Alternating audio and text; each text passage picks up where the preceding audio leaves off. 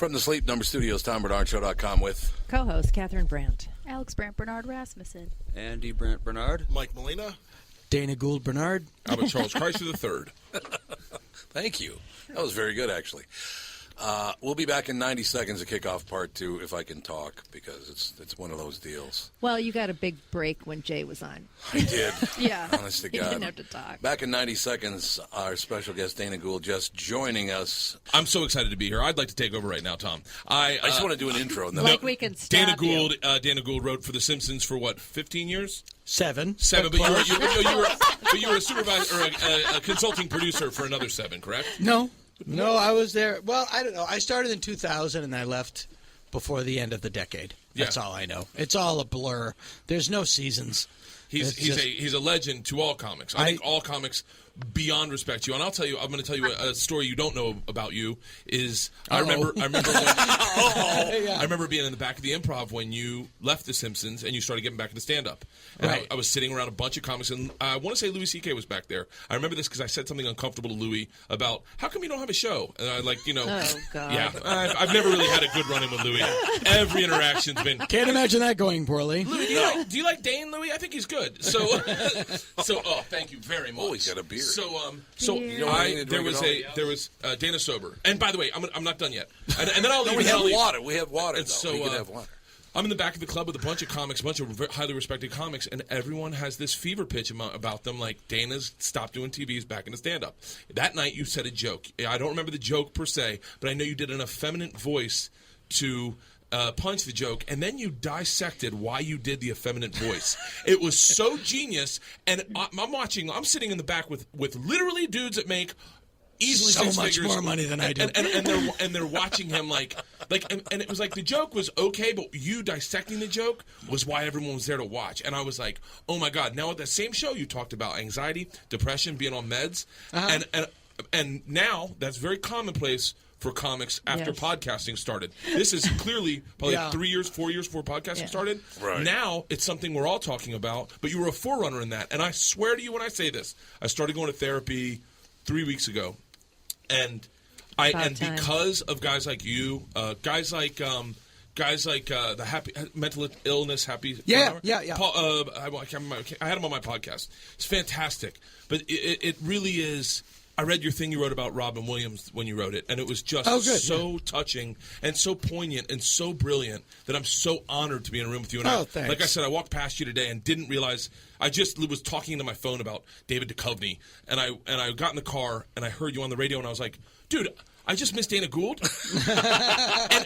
and your radio appearance, I was like, it was beyond fantastic. I literally sat there and watched you pull apart and make a great story. You're like, must be one of the most fascinating people to have dinner with. I just eat. I will. You're very sweet. You're very sweet to say all that. I am on meds, or as the ladies call it, catnip. I'm on hard off. I will tell you a funny. I will tell you a funny story of my storied career. Years and years ago, and there's a reason I'm telling you this story. It's not years and years ago. Me, 2 other guys were flown from L.A. to Chicago to audition for Saturday Night Live, and we all performed along with a comedy team from Chicago named Stephen Leo, who became Rudnick and Benvenuto, who wrote all the Santa Claus movies with Tim Allen. The first guy goes on, he does well. I go on next and crush. It was just one of those things where the building moved, and you never have. Say you have like 4 sets of those in your life, and it was just like The third guy went on, didn't do that well. He did okay, but not that well. It was the evening clearly had peaked. So the next day, I'm on the plane, and I'm thinking I'm gonna be on Saturday Night Live. This is what it's like when your dream comes true. How bizarre. I don't feel any different, but I'm going to have to, and I go right to my, I'm going to have to buy boxes. Do I keep my apartment? Do I not keep my apartment? And I'm looking at the other guys that I'm sitting with, that I auditioned with, and I'm thinking, Adam Sandler, Chris Rock, you're going to do fine. You're going to have careers. Now is not the time. Now is not the time to get too near my exhaust because you're going to get burned in the fire. So I have told that story ad nauseum.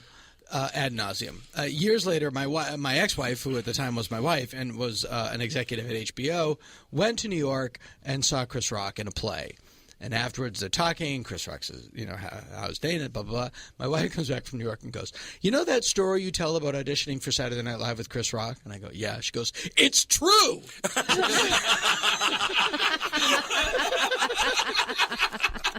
The best. It's great to have you back in the studio. It's unbelievable. So who were the guys you started with? In Boston, I started with Brian. I was actually Brian Kiley, who's a writer on Conan. Lenny Clark and Steve Sweeney, all those guys that were in that documentary.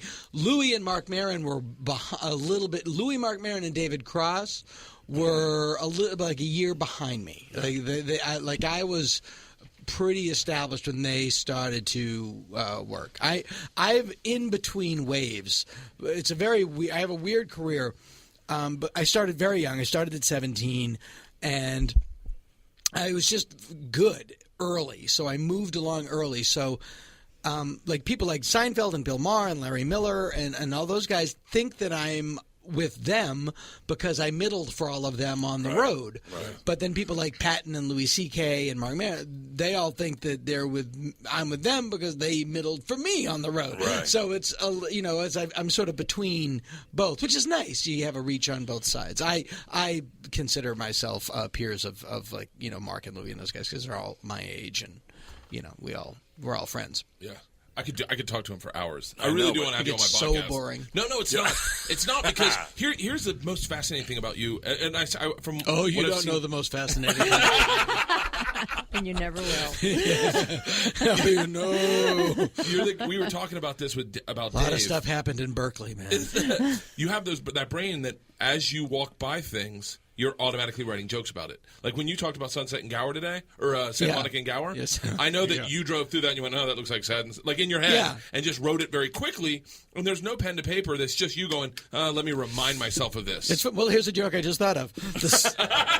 The intersection of Santa Monica and Gower is the tranny hooker. You can't say tranny anymore. No. By the way, I watched you do that on the air this morning. You said it, and then you went, and I'm not judging on your lifestyle. Yeah, it is the gender transition prostitute center of Los Angeles. Thank you. And the headquarters of the gender transition prostitute intersection of Los Angeles is Donut Time, symboled by a hole nothing is supposed to go through. That's a great joke. And after you've had one, you think, that wasn't good for me.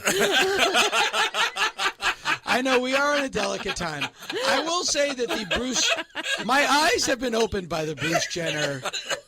You're going to kill him, Dave. I know, but my eyes have been opened by the Bruce Jenner story because not until now did I realize how little I could care about something. Oh no! Don't electrocute yourself. It's all good. We're good. The rant you have about reality television is fantastic. It's a meme now. It's a long-winded meme because memes are usually two words. Right. But you said reality television is. I'm not going to put words in your mouth, but it is. People who aren't actors being put into situations created by people who aren't writers, and they're second-guessing what they think you'd like to see them do if this were a real situation, which it's not, and you're passively observing this. You're watching an amateur production of nothing. So it's like a photo of a drawing of a hologram. And that's the irony of Bruce Jenner. It's like now Bruce Jenner demands all of the privacy and the dignity that his family is so famous for craving. It's like the last time I saw you were going into a toilet with a film crew, and now you want dignity and privacy. Well, don't forget. I mean, the guy has just killed someone too, which nobody mentions all of a sudden. Well, it's an inconvenient truth in the story. Absolutely. And people. The stories have an arc, and the people throw out the stuff that slows down the story. Yeah. No, I didn't. It's not this joke. I think it was Jeffrey Ross's joke. It's like, boy, he is becoming a woman. Well, because of the driving? Yeah, because of the driving. 'Cause of the But it's driving. hard. I was telling this story on stage. Like, I was at a farmer's market in Los Angeles, and this little 4-year-old boy was crying by himself. And I said to him, like, have you lost your mom? And he went, I have 2 dads. I'm like, well, I'm sorry. I didn't get your dossier. Now I'm the bad guy. And I felt like saying, boy, you really did lose your mom. But you can't say that. I had it loaded. I just didn't pull the trigger on it. Well, Yeah, you don't want to start an incident at the farmer's. Yeah, exactly. Yeah, probably a good Yeah, thing. no, like, it's a completely normal assumption for me to think you have a mom. I don't. It's not all about you, Colin. You know. Are you talking about your divorce on stage? I don't talk about it that much because it's for 2 reasons. It's not. I talk about how it affects me and my life as a single dad. I don't talk about my ex-wife because we have a pretty good relationship, and she doesn't have an act to go and demand equal time. See, that's what I never get about your brain is that you actually are someone who thinks of both sides of the fence before you start talking about a subject. I got 3 kids with this woman. I gotta stay on the I'm such a person. I just go and just trash my wife on stage and then go, I screwed up. And the other thing that I also think about is like everything I do from now, is forever, and I don't want stuff that my kids are going to listen to and go like, Dad, you were an asshole. Is there stuff that you wrote younger that you think your kids will hear and you? Oh wonder? my Christ! I have this thing that I did. I have this thing that I did in 1990. It's 1990 or 91. It was my first Showtime special, and it starts with it's called Panic, Lust, and Confusion. It was my first Showtime special, and it was a nice showed you everything you need to know about my career. The first shot is the World Trade Center, and then it pans down to me. But it's true. I swear to God, that's true. I could not make this up. And I do this weird bit. I do this weird bit at the end where it's like fondly like a fake Prairie Home Companion where I'm remembering my childhood, and it was horrible what I'm talking about in this wonderful way. And I'm going like, I remember my mother singing to me, Dana, Dana, Dana was adopted. Nobody loved him. He was adopted. Right. I have 3. I then went on to adopt 3 children.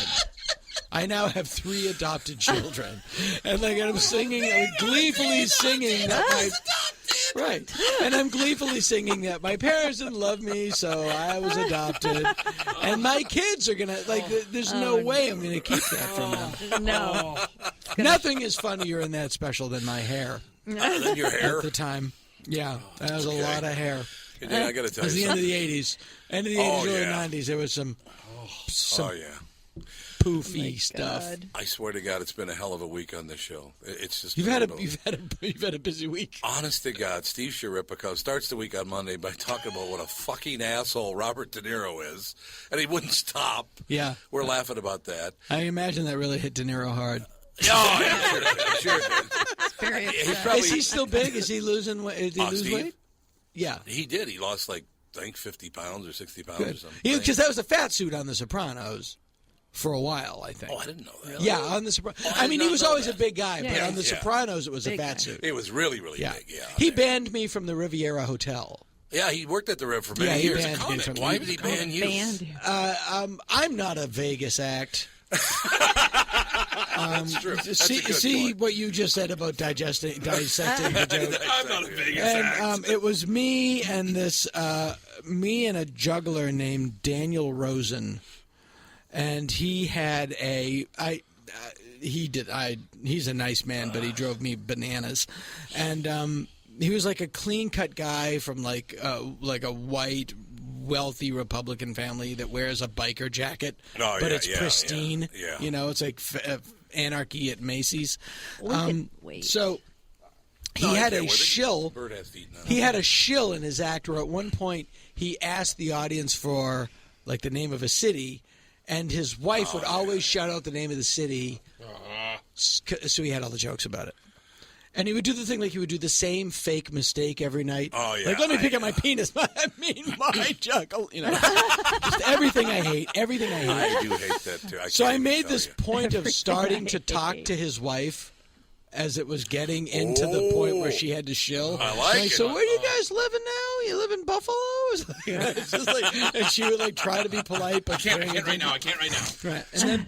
Go ahead. Finally, at the end of the week, I really hated my time there. I wasn't happy, and so I went on stage with my underwear on the outside of my pants, but never alluded to it. That was it. It's a good look. That was it, and just to see if anybody would notice, because nobody was paying attention, and Steve Schripp like, you disrespected me.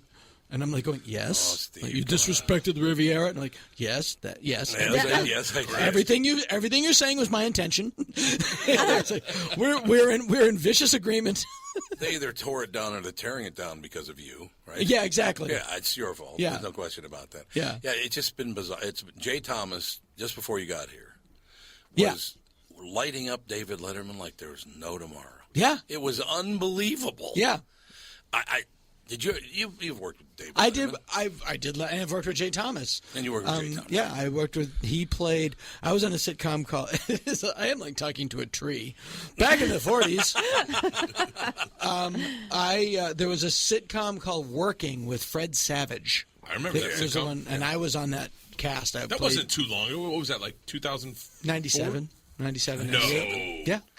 And Jay played Fred's dad. Oh, on yeah, that show. Yep, So, absolutely. I get that. What was the name of the show? Working. Yeah, And it 97 to was- 99. It was The Office before The Office. Okay. Yeah, it was called Working, and it wasn't, and got canceled. But Fred Savage was on that show, Arden Marine was on that show, and Steve Heitner was on that show. I remember And we it. are all still very close. Arden Marine and I are sometimes comedy partners now. We have a show in L.A. together. That's wonderful. You want Yeah. some pizza, Dana? No, I'm fine. Thank you very kindly. right. So, Dana, I have one question, and then I'll get out of your all's hair. So, What are you eating? You're having pizza and beer? You couldn't be happier right now. I wish I could stay. So when your brain is interesting enough that I know it dissects everything, and every job you're going to find crappy stuff about it. Like I work on Travel Channel, I can find stuff on a show on a network called Travel Channel. Oh, okay, yeah. I have a show there. I've worked there for 6 years. You ultimately can dissect it and find the thing about it. The Simpsons obviously is like the greatest job in the world. Everyone always thinks that's got to be the greatest thing. What was the thing that you Tell that to Harry Shearer. Well, yeah, right now, yeah. But like, what was the thing where you started noticing hackneyed trends or paths that were crossed over so much that they started to drive you nuts? With The Simpsons specifically, there's three elements that really came to play and why I left the show. Is one of them the increased amount of guest cameos? No, that was great. Really? I did a lot of those. Yeah, I wanted to meet people. Oh, well, that's true. It's like, why was Elvis Costello on the show? Because I wanted to meet Elvis Costello. This show's porn star heavy. I know. Yeah, that was the thing. Like, should have been porn stars. I met Patrick McGowan. See, that showed my age there by laughing at that. Yeah, but he was on the show. He played the prisoner, and I met right. him because of it. He couldn't have been nicer. Oh, I'm glad to hear that. Homer went to the island. I swear to God, I started laughing. I realized nobody else is reacting, because they don't know what that. You and I an have episode called Homer the Drudge. Yeah, and at the end he goes to the island. Oh God. And that was the first joke I ever got. I just started there, and it was the first episode I got a joke on the air in. But I'd been there for 7 years, and I'm a bigger fan of me than I am of the show. So I did want to go back and do what I do. And, right.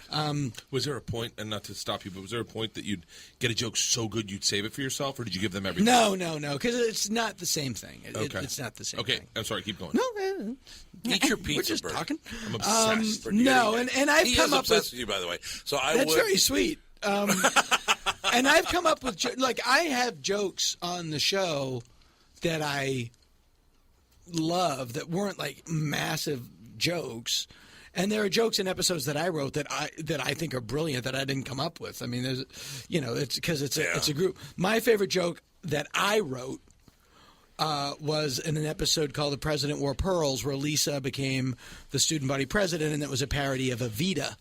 And at one point, Principal Skinner says, "Lisa Simpson is out of control. She's like a female Eleanor Roosevelt." I remember that line. Andy liked that one. Andy liked that one. I liked that one. That was mine. I was proud of that. But that had happened, and I kind of felt like I was getting a little punch drunk. I'd been there 7 years. I kind of felt like I did it. And this isn't, I don't talk about this much, but my wife at the time had a huge job as was the president of HBO at the time. Oh, my God. And we had kids. And I did think somebody's going to be home. So what I thought was, I'll leave here. I will write movies, which I can get paid to do from the house, and then I'll go do stand-up, a couple weekends a month, and I'll call back. And that's my ex-wife calling, saying, "Don't tell them what I do for a living." And so that was also there was a lifestyle choice, and then I did write 3 movies that took forever to write and that didn't get made. It was really frustrating. Oh God, that's got to be so frustrating to sit and write, and then you see the shit that they do. Oh make. my God! It's I don't see how. Oh, I'm not saying the stuff I write wasn't shit. I wrote the Sigmund and the Sea Monsters movie. What happened to it? Well, I went in. This is just very typical of show business. They wanted to do a movie with Sigmund and Sea Monsters. Jimmy Miller, who represents Jim Carrey and Will Ferrell and all those people, he's a giant show. His brother Rich who lives here. Right. Right. Old friend of mine, my old manager, great friends, and he's like, what do you want to do? You write something for us? And I had a 2-script deal with his company, and one of them was Sigmund and the Sea Monster, and I met with Sid Marty Krofft, and I said, I would like to do the Gremlins with tentacles. I don't want to do a kids movie. I want to do a tween action comedy. I want to do Gremlins, but right. with tentacles. And the sea monsters were different, and it was literally 73 drafts of the script, and then no, and it took a year and a half. And at one point, I just remember things you get there's Sid Marty Krofft. Sid Krofft. Dana, you know what we do? Look, I came up with H.R. Puff and stuff. It was 20 minutes. It was 20 minutes. I was banging Sid Charisse. So, Sid Charisse. And, I thought of Lidsville. I saw a hat. Went by a store, I saw a hat. I go, that's a show. I sold it 2 days later. I love him. Sid Krofft is awesome. How old is he? Oh, he's $1,000,006. But he's exactly what you get. And Marty Krofft is Marty's in the clouds a little bit. And Sid couldn't hate Marty more. And you'd get call. I had voicemails Dana, it's Marty. Oh, you know what? I got their names wrong. Marty. Marty is this one. This is Sid. There's Marty. That's right. Marty's the mocker. Sid's the older one. Dana, I just saw the movie, the Princess and the Frog. The princess loves the frog. That's what we need with Sigmund. Okay.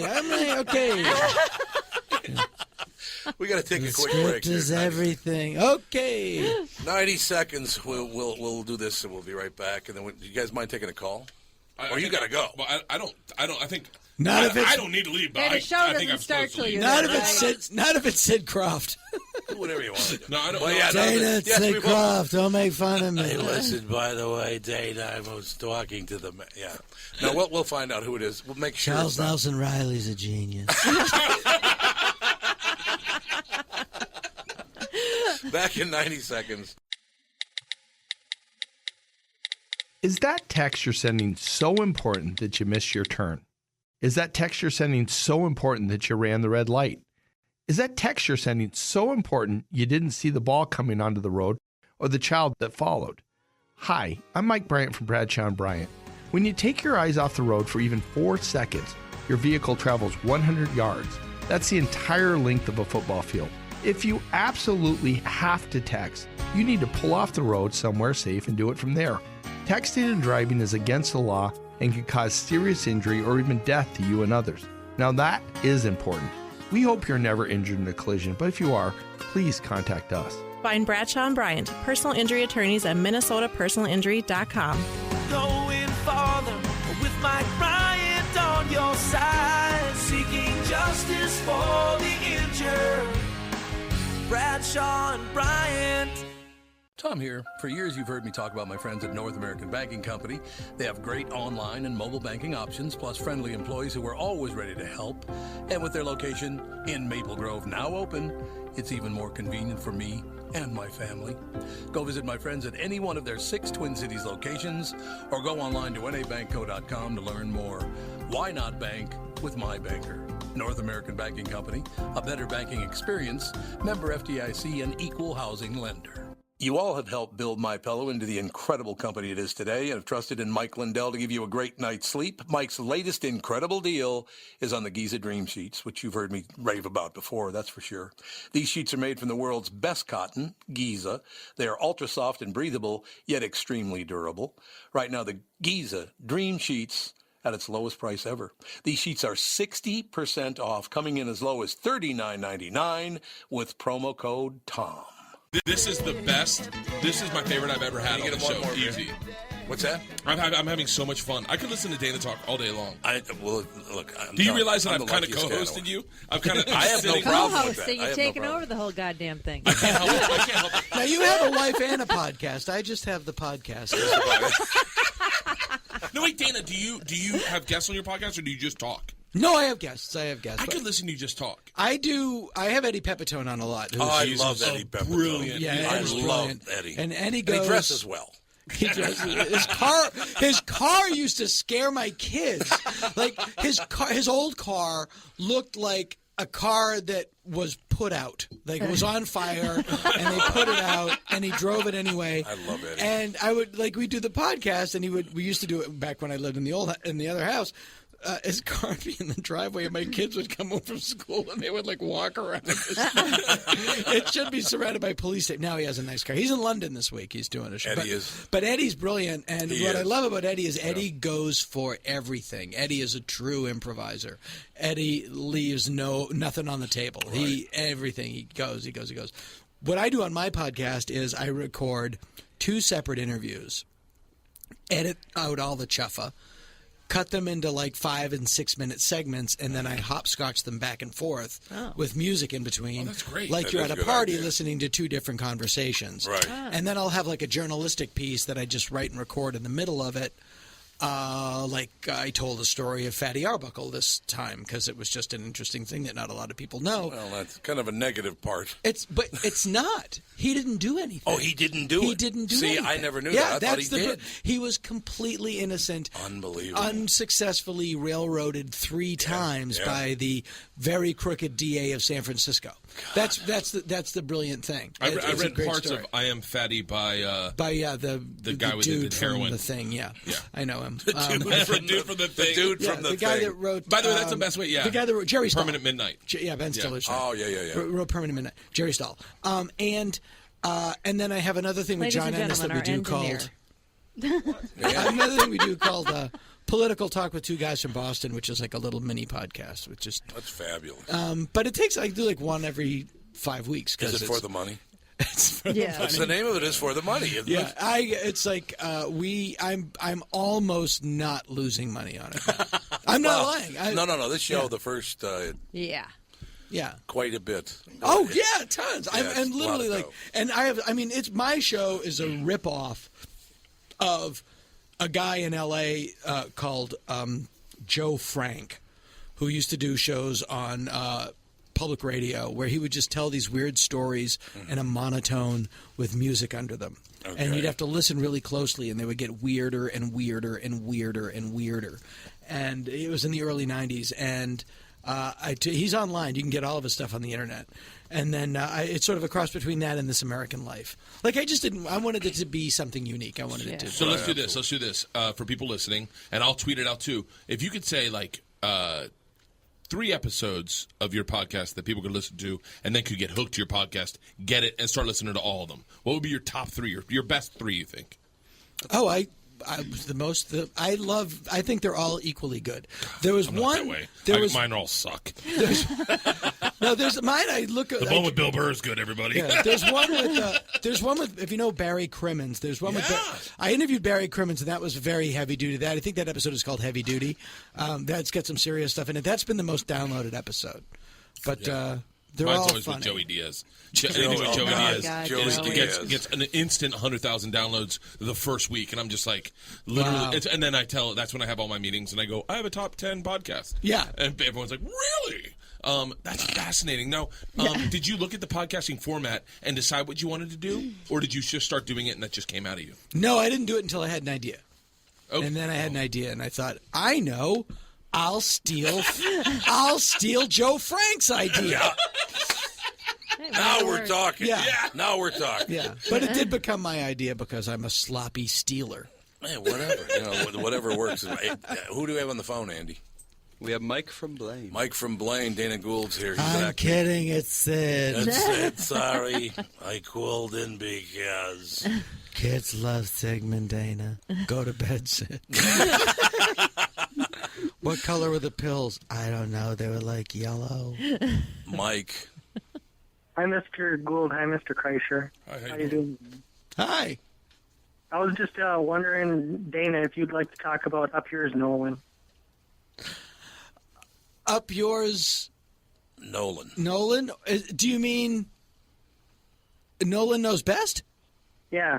Oh, sure. Two different things.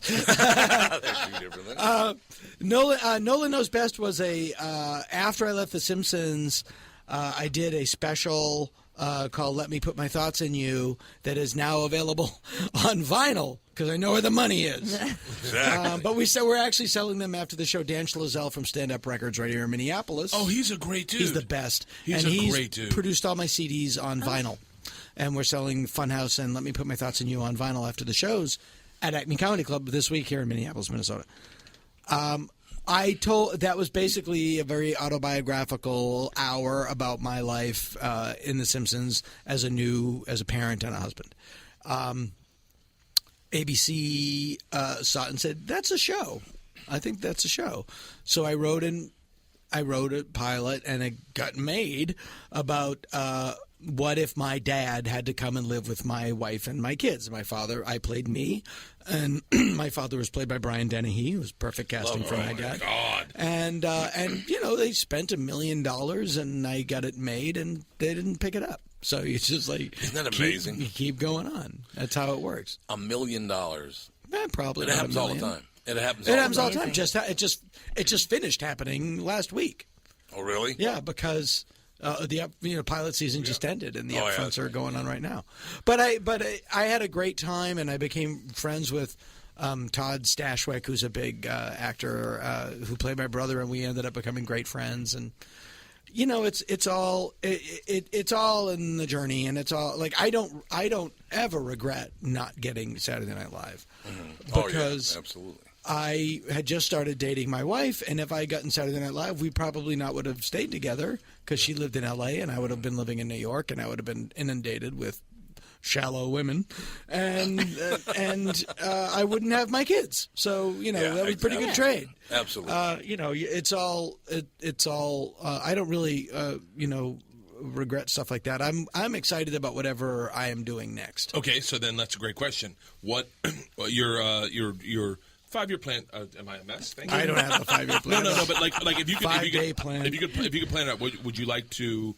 Dana Gould owns the special market, and stand up is your thing. Stand up's where you make your money. Okay. No. Showrunner on a major sitcom. Stand up is my golf. Stand up is my golf. I just do stand up because that should be a T-shirt. I just do stand up because I enjoy it. By the way, I'm focusing way too much on my golf. Well, I'm on the putting greens every day. Right now I'm writing 2 pilots. I'm writing a pilot for IFC, which is an idea that I had. And I'm doing it at IFC because it's the only place I could do the show, and it's a pilot, so it might not IFC go. too. Great place. And my friend Pete Aronson is one of the head guys there. Which is the only way this could have ever gotten made. Mm-hmm. It's an idea that I had. What if my father was Buffy the Vampire Slayer.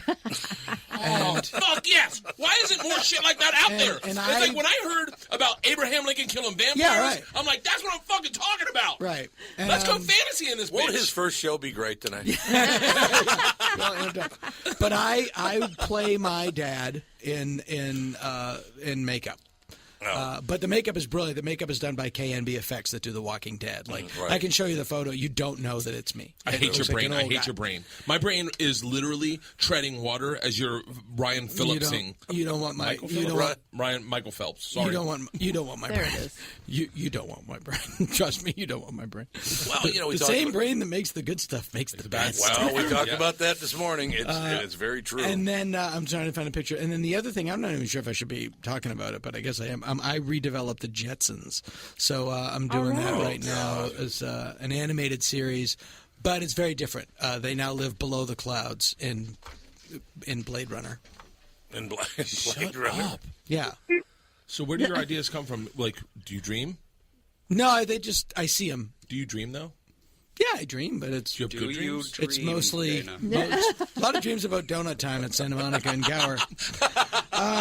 No, my dreams are all working. No, what I see stuff, and then it that's George Jetson's ass.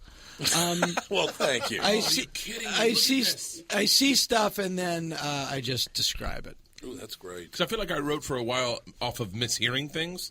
Like I Yeah, mishear I what people understand. said, but like your brain comes up with the stuff that I hear as a consumer and get excited for. But I don't think, I never see the obvious thing in front of me. People have to point it out. Like, the best episode of The Simpsons that I wrote was called, not the funniest, the best, was called Goo Goo Gai Pan. And it was a story about the Simpsons going to China to adopt a baby for Selma. Yeah. That was actually the name of the Itchy and Scratchy episode in that episode. Oh, was it really? I think Really? so. He seriously, I think, knows remember, everyone. Dana, You would know. No, you could be right. You could be right, because that wasn't my title. You know what? You're right. I'm thinking of Mugu Gai Pain. Mugu Gai Pain. Very good. They did that I know it joke had an Itchy and Scratchy in it, because there was a time when I was the only one arguing, because they had fallen off the roster a little bit. And I kept going, no, they're great. They fill time. But I didn't. It wasn't, and I had just come back from China from adopting a baby, and I didn't think of it. Al Jean said, "Why don't you do an episode where they go to China and adopt a baby?" And I was like, because I was like, Homer finds a magic hat. You know, I'm always overthinking everything. And Al said, "No, why don't you just do that?" And I was like, "Oh, okay, Al." And that was the best. That was I think the funniest one I wrote was the first one I wrote, which is called Homer the Mo. But REM is in. And You know that my son is- that's based on my dad. My son knows every single thing you've ever done. Well, for a period of my no, life, he doesn't. Oh, no, he doesn't. for a period there, I would come home, get in front of the TV, and be there for 8 hours. Yeah. That was like my You watched a lot of television. my childhood. Yeah, I was like that too, but it was Star Trek. Yeah, exactly. Can I tell you what's more fun than that? Is those books they sell at Barnes & Noble's under the humor category that are all the Simpsons episodes kind of on a page. We have them in the writer's room because we're constantly referring to make sure we didn't do it already. We have all of those books in the center of the table in the writer's room. It proves that it's the funniest written show, because I remember sitting on my toilet on McDougal Street reading those, and when Lisa says, "Dad, I think he's going to sell this elephant. I think he's going to sell Stampy for Ivory."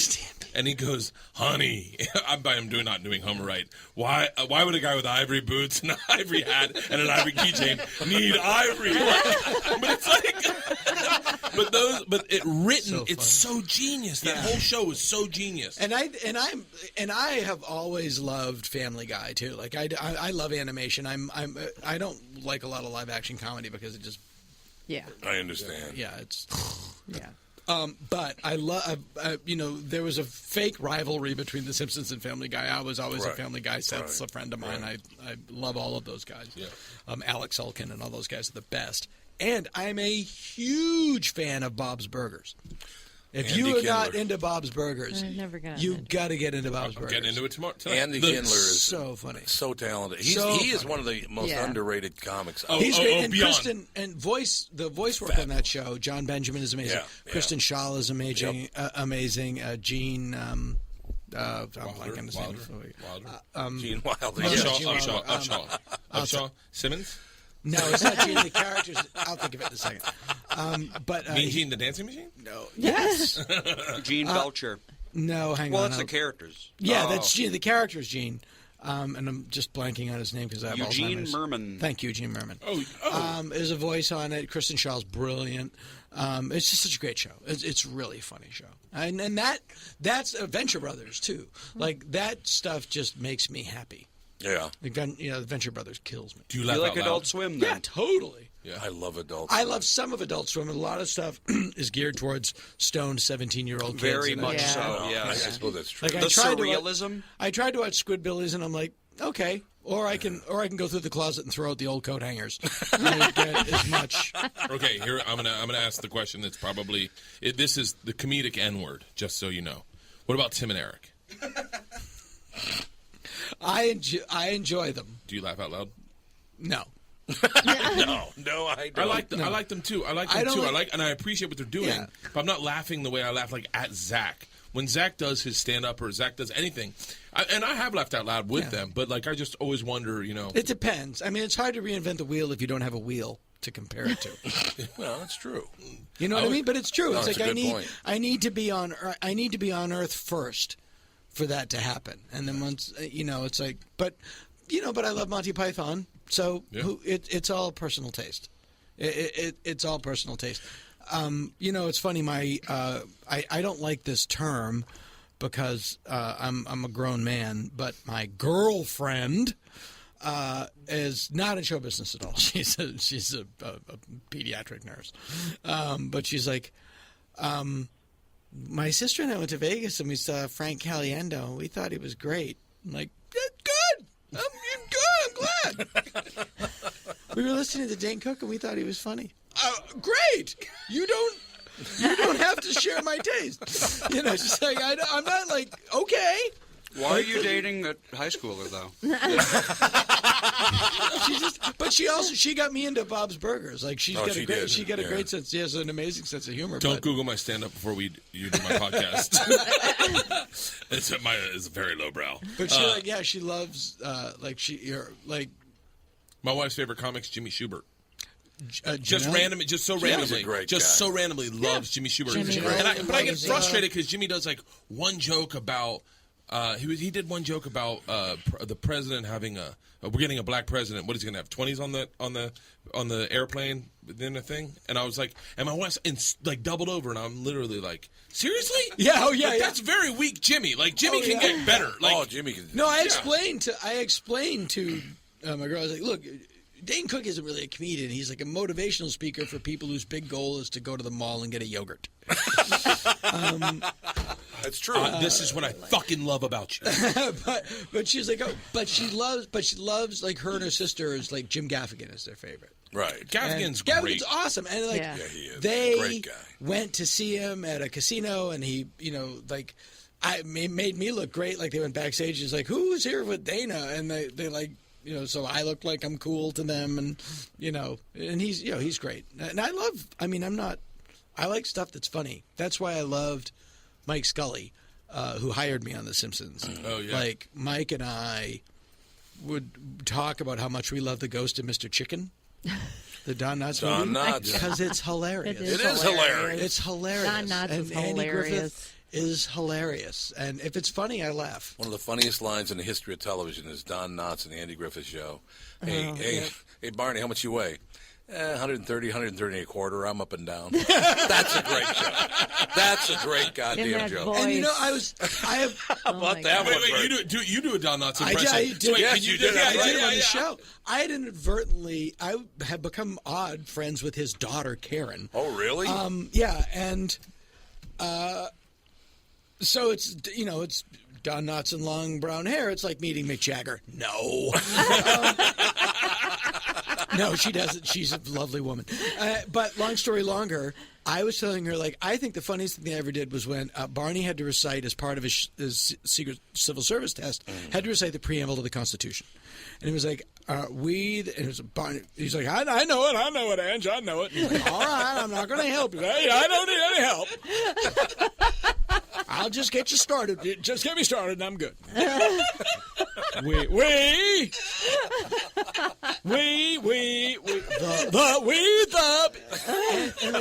it goes on and on. It's like this brilliant piece of material. And she said, yeah, they made that up. They were short on time for the episode. Honestly. And they just sat down honestly and riffed Jesus. that. The two of them. Isn't it just great? I get the chills. I get the chills. Like, that is like one of that's like the Viaduct Marx Brothers routine. Like, that's a classic bit. That's as good as it gets. Yeah. And they just made it. It was short on time. And another interesting thing, Andy Griffith was supposed to be. Andy Griffith, that show is a spinoff of the Danny Thomas Show.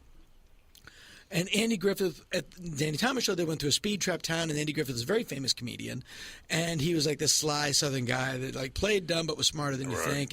And in the premise of the Danny Thomas Show, he was the sheriff in the town, speed trap.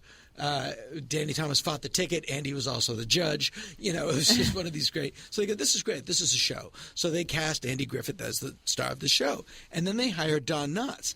Andy Griffith takes one look at Don Knotts and realizes instantly, I can't be funny around him. Oh, yeah. Yeah.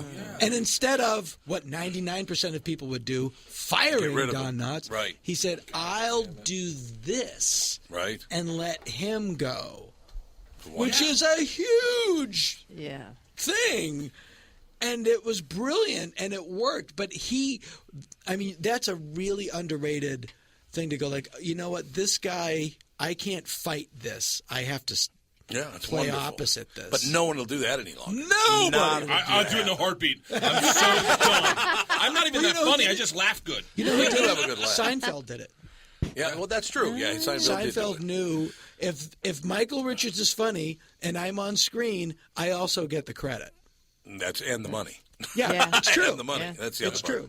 I'm going to take a break because they're going to kill me. Yeah, I know. I'm watching them stomp outside. They are going to fit. They're going to get mad at us. I'd like to plug my new show, Comedians in Cars Getting Abortions. You're not going anywhere. We got 5 more minutes with you. I had such a great time. Thank you so much for having me, Tom. This has literally been a blast. Thank you, Dana. Thank you, everyone. This has been... honestly, my shows are going to suck, but this is worth it. Sure. Use it for we motivation. can tweet out about it if you'd like, I'll tweet a picture. TomBarnardshow.com. I'll have your thing. Oh, God. Honest to God, this 2 hours. Up there? This or that? The top one? That's Adam Bartley. Adam Bartley from Longmire. Yeah. Are we still on the air right now? The first. Yeah. He's from, Trip Flip starts June 2nd, everybody. On Travel Channel. Trip Flip starts June 2nd at 8 p.m. What's your show? On Travel Channel. Trip Flip. I take 2 people on adventures of a lifetime. The opening episodes, I think, are Tanzania and Vietnam, South Africa. I'm not sure, but Trip Flip starts June 2nd on Travel Channel. Trip Flip. Excellent. Trip Don't forget, tonight, tomorrow night, and Sunday. I wouldn't come tonight. God, they're going to kill us for my sure day is made. now. I just We're made dead. Dan that hard. My day is made. They're never bringing anybody I back. would come tonight. They're never bringing anybody back. I did that gig when Scott Hansen booked it, and I had food poisoning. And I was on that stage drinking Pepto-Bismol. Yeah, I'll have food poisoning too. And you're in that It's hotel. a different club now. It was Knuckleheads then.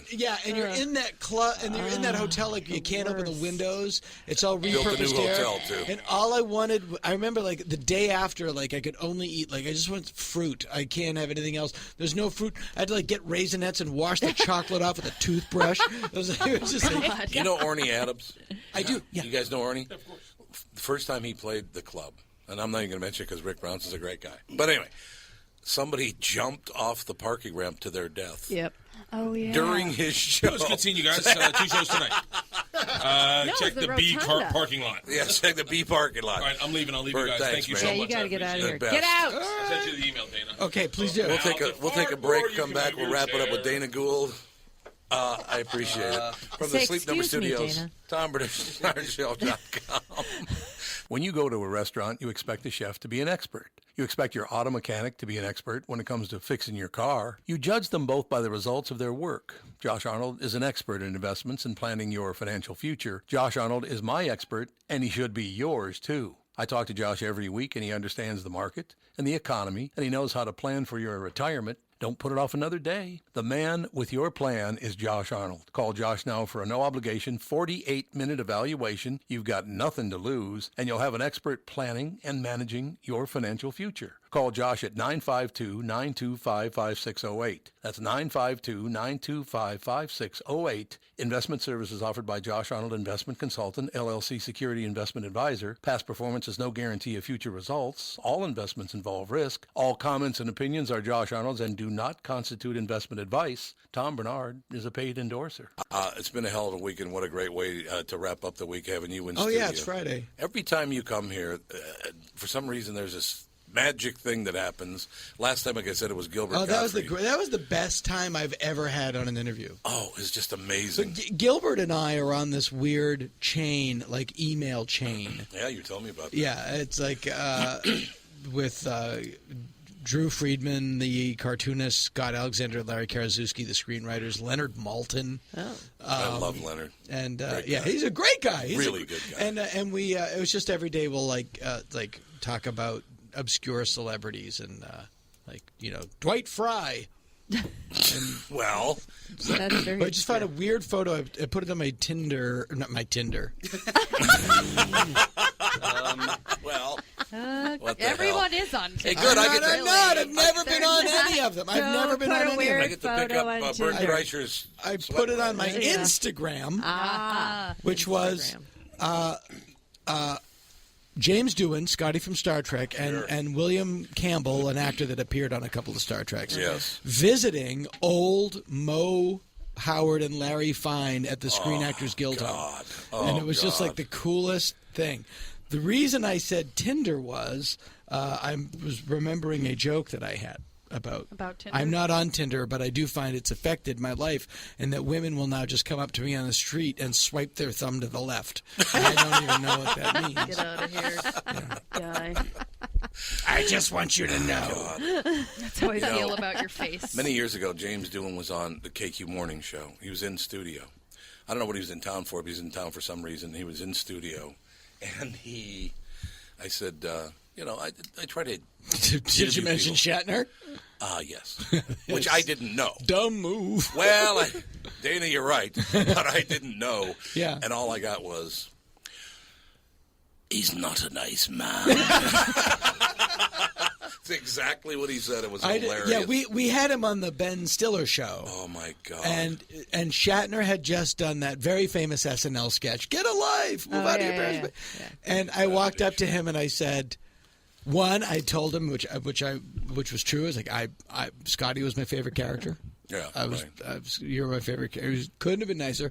And I said, did you see that sketch? That SNL sketch was so funny. And he just goes, I know about 20 million Star Trek fans that didn't think it was very funny. Sorry. Whoops. Okay. It all works out in the end. Everything is magnificent. Have you seen? I know. But No, if you are fans of the original series Star Trek. I've said this morning, too. Like this conversation is the leading cause of vaginal dryness. If you are a fan of the original series Star Trek, there's a thing online called Star Trek Continued, which is this guy in Georgia who makes new episodes of the old series that are flawless. Really? He edits them together? No, he shoots them. Oh. He built sets. Wow. They are shot, lit, scored perfectly. He plays Kirk. He plays Kirk without playing Shatner. There's a guy that's Spock. James Doohan's son plays Scotty. Where's he get the money for this? I don't. It was Kickstarter, or he clearly had a good job. Yeah. They've made 3 episodes. They're making their 4th. Honest to God. They are, and it's the lighting is great. The cutting is, it's just amazing. And it's Where is it? Online. Just go Star Trek Continues. Star and you can Trek see Continues online. Yeah, it's unbelievable. And just the fact that it looks like it was shot in 1967. Like the film grain, the lighting gels. Beautiful. I love that. The fakey love sets. That.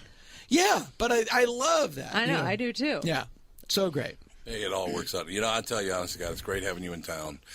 I should mention, ladies and gentlemen, tonight at 8 and 10:30, tomorrow night at 8 and 10:30, Right. Acme, one of the great comedy clubs in America, as a matter of fact. I agree.